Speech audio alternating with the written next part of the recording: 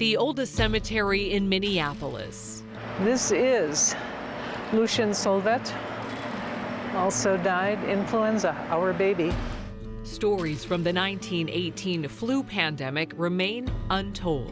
So we don't know much about Lucien. He did have a relative who came, I would say, up until the last 10 years with the same name, Lucien. We asked the cemetery historian Sue Hunter-Weir to walk us through some of those stories, specifically the Minnesotans here who died from the 1918 influenza, also known as the Spanish flu, to see what these voices from the past can teach us today. One of those stories belongs to night watchman Percy Gould. He and his wife Nellie were among the first Minnesotans to succumb to the flu in 1918. They died 10 days apart, leaving 3 children behind. 100 years later, we're still seeing families, young and old, torn apart by a similar viral threat. There was a story in the Washington Post last week about a young couple in California who died within 2 weeks of each other, and they left 5 children behind. A century's worth of proof that pandemic deaths aren't just about the here and now. The loss of loved ones will affect families for generations. I think what people need to really remember that this pandemic is not an individual crisis. I mean, it certainly is for the person who dies, but it's more far-reaching than that the consequences ripple down. It happened in Sue's own family when her grandmother Mary died of the flu, leaving Sue's mother behind. I think it affected her whole life. She never really knew her mother. I think it disrupts family stories in really interesting ways. The 1918 influenza pandemic is believed to have started in Kansas from soldiers fighting in World War I. According to the Minnesota Historical Society, Fort Snelling Hospital reported its first case in September of 1918. The timing was awful. Medical staff across the country was already stretched thin because of the war.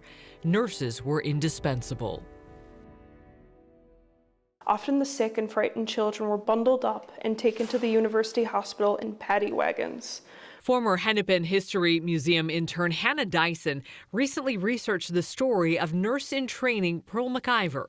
The 23-year-old was pulled to the front lines at the U of M hospital in 1918. For weeks, she was the only one working the overnight shift in the pediatric ward. She wrote about it some 50 years later. Rules of the hospital required all personnel, doctors, nurses, and maids, to wear masks, close-fitting caps, and white gowns, supposedly to prevent the staff from contracting influenza. Imagine the terror of these children to find themselves in a strange environment amongst a bunch of ghosts. So Pearl took matters into her own hands, literally. And so she decided that she would pick up the children out of their cribs and take them to the rocking chair and soothe them to sleep, kind of by just rocking them in a blanket. And that was not the guidance that she had from the hospital, because you really didn't pick up the children. Pearl McIver put the lives of those children before her own, the same way today's frontline workers stepped up for all of us during the early months of COVID-19, with limited PPE and no vaccine. And then there's the balance between government authority and personal freedom.